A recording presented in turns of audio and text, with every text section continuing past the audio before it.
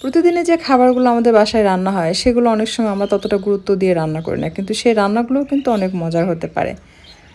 তো আজকের পর্বে আমি আপনাদেরকে পটল দিয়ে মুরগি রান্না করে দেখাবো। শুধু পটল দিয়ে মুরগি রান্না করলে কিন্তু আবার খেতে ততটা ভালো লাগে না, সাথে যদি ডাল অ্যাড করা যায় তাহলে কিন্তু এটা স্বাদ বেড়ে যায় অনেক গুণ। তো যারা প্রতিদিনের মজার খাবারের রেসিপিগুলো খুঁজছেন তারা কিন্তু চাইলে এটা ট্রাই করতে পারেন। আমার কাছে মনে হয় এটা একটু ডিফারেন্ট, আপনাদের কাছে ভালো লাগবে। যদি ভালো লাগে লাইক কমেন্ট শেয়ার করে চ্যানেলটি সাবস্ক্রাইব করে পাশেই থাকবেন। এর জন্য প্রথমে নিয়ে নিয়েছি সরিষার তেল। পটল সরাসরি চিকেনের সাথে রান্না করলে পটলের কিন্তু আলাদা একটা স্মেল আছে, সেটার জন্য ভালো লাগে না। তাই যেটা করতে হবে, পটলটা ভেজে নিতে হবে। তো আমি প্রথমেই তেলের সাথে একটু লবণ মিক্স করেছি, পটল ভাজার সময় যেন পটলের মধ্যে লবণ ভালোভাবে প্রবেশ করতে পারে। এরপর হালকা একটু লালচে করে পটলটাকে খুব ভালোভাবে ভেজে নিতে হবে। পটল তেলে ভেজে নিয়ে যে কোনো রান্না করলে কিন্তু সেই খাবারের স্বাদ বেড়ে যায় এবং পটলটাও খেতে ভালো লাগে। পটলের যে স্মেল আছে সেটা কিন্তু তেমন একটা পাওয়া যায় না। তো পটল ভাজা হয়ে গেছে, আমি এটা উঠিয়ে নিচ্ছি। এটা আমি আসলে যারা একেবারে নতুন রাঁধুনি হয়তো রান্না করছেন, মনের মতো স্বাদ হচ্ছে না, আমি তাদের জন্য রেসিপিটি শেয়ার করছি। যারা একেবারে এক্সপার্ট তাদের বিষয়টা একদমই আলাদা। তো ভেজে নেওয়ার পর এখন আবারও সেম প্যানে দিয়ে দিচ্ছি সরিষার তেল। এখন চিকেনটা রান্না করব। তেল গরম হয়ে আসলে ফোড়নের জন্য দিয়ে দিলাম জিরা। জিরা ফুটে ওঠার পর দিয়ে দিচ্ছি পেঁয়াজ কুচি।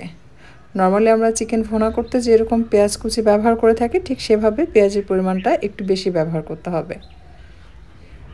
বেশ কিছুক্ষণ ভাজার পর অ্যাড করে দিচ্ছি গরম মশলা, 2টো কালো এলাচ, 5-6টির মতো সাদা এলাচ, 2 টুকরা দারচিনি, আর সাথে দিয়ে দিচ্ছি সামান্য 2-3টা লং এবং কালো গোলমরিচ দিয়ে এখন এটাকে ভেজে নেব। কাঁচামরিচ দিয়ে দিচ্ছি 4-5টির মতো, মাঝখান থেকে ভেঙে দিচ্ছি, এতে করে কাঁচামরিচের ঝাল বেরিয়ে আসবে এবং কাঁচামরিচের যে একটা সুঘ্রাণ সেটাও বেরিয়ে আসবে। কাঁচামরিচ এবং মরিচের গুঁড়া দুটোর সমন্বয়ে রান্না করলে কিন্তু খাবারের স্বাদ বেড়ে যায়। স্বাদ মতো লবণ দিয়ে দিচ্ছি, এতে করে পেঁয়াজটা সফট হয়ে আসবে এবং দ্রুত গলে যাবে। আদা রসুন বাটা দিয়ে দিচ্ছি 4 চামচ ভর্তি করে, 2 চা চামচ দিয়ে এটাকে ভেজে নেব। আদা রসুনের কাঁচা গন্ধ চলে যাওয়া পর্যন্ত এটাকে ভেজে নিতে হবে। এরপর অ্যাড করছি পানি।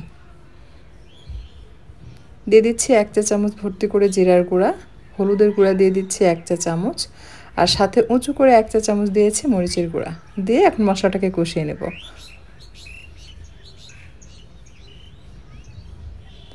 মশলা থেকে তেল ছেড়ে দিলে এই পর্যায়ে অ্যাড করতে হবে মুরগির মাংস। হাড় সহ আমি এখানে ব্যবহার করেছি। আপনারা চাইলে কিন্তু এখানে গিলা কলিজাও ব্যবহার করতে পারেন, যারা গিলা কলিজা খেতে পছন্দ করেন। তবে সেক্ষেত্রে বলবো অবশ্যই কলিজাটা একটু সেদ্ধ করে নেবেন, কারণ কলিজার মধ্যে রক্ত থাকে। তো সেটা অনেক সময় রান্না করলে যেটা হয় যে তরকারির কালারটা কালচে হয়ে যায়।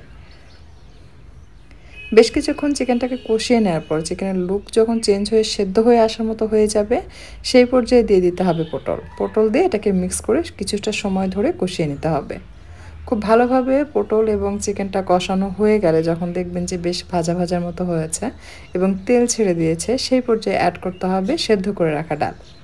পটল দেওয়ার পর কিন্তু কিছুটা ভেজা ভেজা হবে, সেটাকে টেনে আসা পর্যন্ত কষিয়ে নেবেন। অবশ্যই হাই ফ্লেমে রেখে কষিয়ে নিতে হবে। স্বাদ মতো লবণ দিয়ে দিচ্ছে, আর দিয়ে দিচ্ছে কালো গোলমরিচের গুঁড়া 1/2 চা চামচ দিয়ে এটাকে মিশিয়ে নিচ্ছে।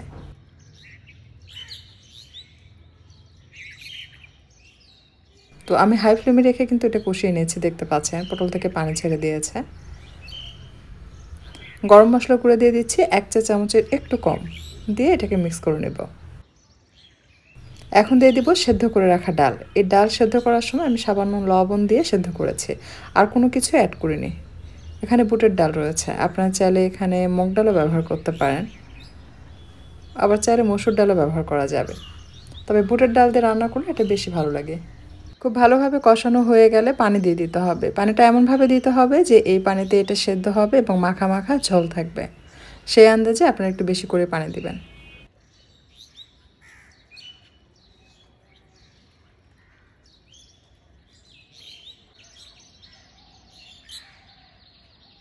মিক্স করা হয়ে গেলে এই পর্যায়ে ঢাকনা দিয়ে ঢেকে দেবো এবং হাই ফ্লেমে রাখবো।